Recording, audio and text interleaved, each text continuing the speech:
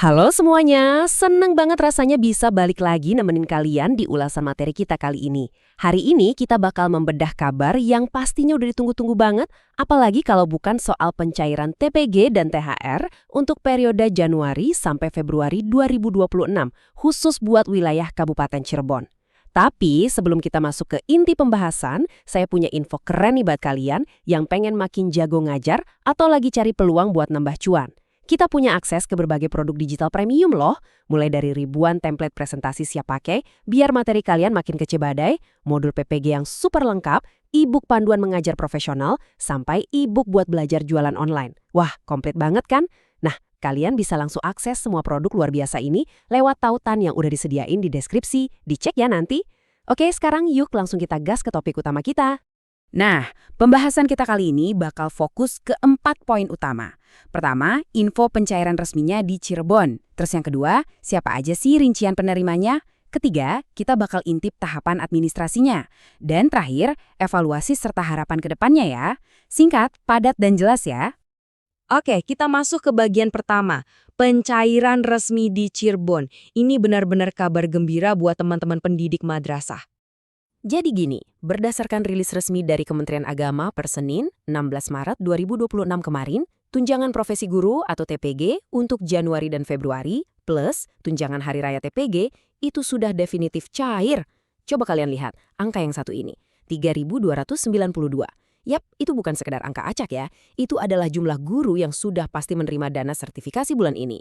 Dan eits, belum selesai, angka itu masih ditambah lagi sama 25 pengawas madrasah di lingkungan Kemenak Kabupaten Cirebon. Luar biasa, masif banget kan skalanya? Ini tuh bukti nyata apresiasi pemerintah buat ribuan pahlawan pendidikan kita, biar kesejahteraan mereka makin terjamin.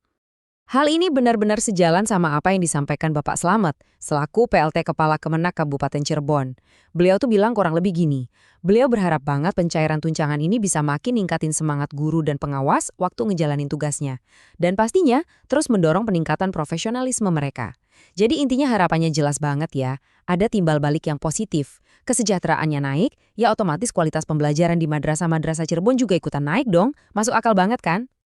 Lanjut ke bagian 2 yuk, rincian penerima tunjangan. Kita bakal lihat lebih dekat gimana sih distribusi dananya. Pasti banyak dari kalian yang mikir, dari 3 ribuan penerima tadi, komposisinya gimana sih? Siapa aja mereka? Nah, kalau kita bedah datanya, porsi paling gede itu ternyata diisi sama teman-teman guru non-ASN in passing. Jumlahnya tembus di angka 1.361 orang. Banyak banget kan? Terus di posisi kedua terbesar ada guru non-ASN, non-in-passing, digabung sama teman-teman yang ikut PPG Angkatan 2025. Totalnya ada 926 orang. Baru setelah itu ada kelompok guru PNS sebanyak 804 orang, pengawas madrasahnya ada 25 orang, dan terakhir guru PPPK sebanyak 21 orang. Dari sini kita bisa lihat loh, kalau pembagiannya ini benar-benar merangkul berbagai status kepegawaian. Super inklusif. Sekarang kita masuk ke bagian 3, tahapan administrasi. Ini ibarat kita ngintip dapur atau proses di balik layarnya nih. Kalian tahu nggak sih, kadang kita tuh cuma fokus nungguin notif saldo masuk di HP ya kan?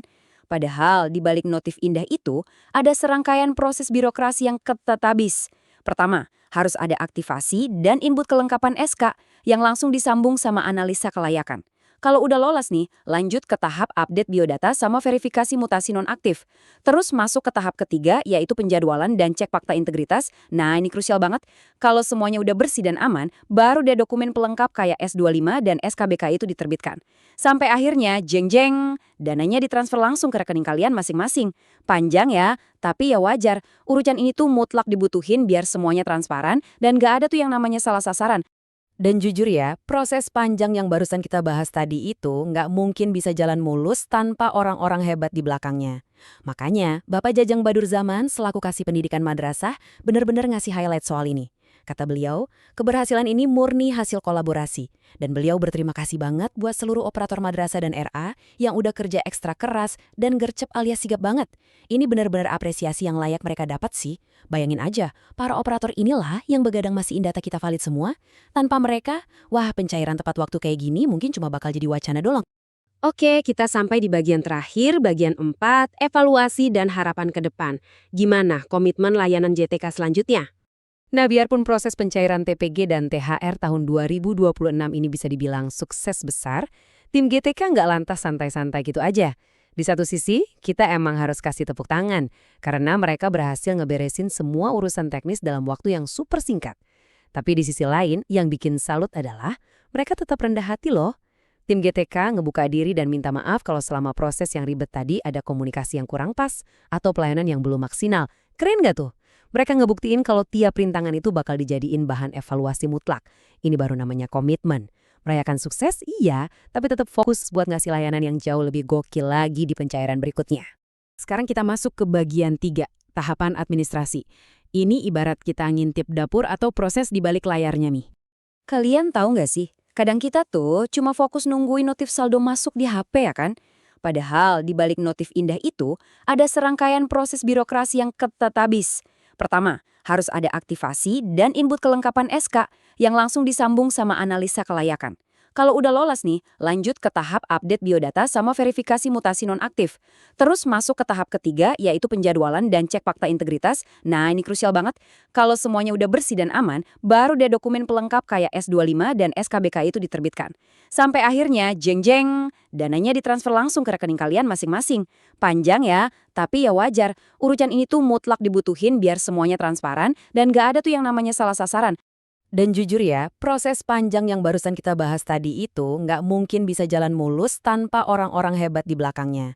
Makanya, Bapak Jajang Badur Zaman selaku Kasih Pendidikan Madrasah benar-benar ngasih highlight soal ini. Kata beliau, keberhasilan ini murni hasil kolaborasi. Dan beliau berterima kasih banget buat seluruh operator madrasah dan RA yang udah kerja ekstra keras dan gercep alias sigap banget. Ini benar-benar apresiasi yang layak mereka dapat sih. Bayangin aja, para operator inilah yang begadang masihin data kita valid semua. Tanpa mereka, wah pencairan tepat waktu kayak gini mungkin cuma bakal jadi wacana doang. Oke, kita sampai di bagian terakhir, bagian 4, evaluasi dan harapan ke depan. Gimana komitmen layanan JTK selanjutnya? Nah, biarpun proses pencairan TPG dan THR tahun 2026 ini bisa dibilang sukses besar, tim GTK nggak lantas santai-santai gitu aja. Di satu sisi, kita emang harus kasih tepuk tangan, karena mereka berhasil ngeberesin semua urusan teknis dalam waktu yang super singkat. Tapi di sisi lain, yang bikin salut adalah mereka tetap rendah hati loh. Tim GTK ngebuka diri dan minta maaf kalau selama proses yang ribet tadi ada komunikasi yang kurang pas atau pelayanan yang belum maksimal. Keren nggak tuh? Mereka ngebuktiin kalau tiap rintangan itu bakal dijadiin bahan evaluasi mutlak. Ini baru namanya komitmen. Merayakan sukses, iya, tapi tetap fokus buat ngasih layanan yang jauh lebih gokil lagi di pencairan berikutnya. Nah, begitulah kira-kira gambaran utuh dari proses panjang cairnya dana TPG dan THR buat tenaga pendidik di Kemenak Kabupaten Cirebon. Dari yang awalnya cuma berupa kebijakan, sampai akhirnya mendarat dengan manis di rekening. Tapi sekarang giliran saya yang mau tanya nih ke kalian. Buat teman-teman yang lagi nonton, gimana kabar di daerah tempat kalian ngabdi? Apakah dana TPG dan THR-nya udah pada cair? Atau masih harap-harap cemas nungguin proses administrasi kelar? Mudah-mudahan semuanya tepat nyusul ya. Makasih banyak udah mau ngeluangin waktu buat bedah kabar seru ini bareng saya. Tetap semangat ngajarnya, terus berinovasi, dan sampai jumpa di ulasan materi kita yang selanjutnya.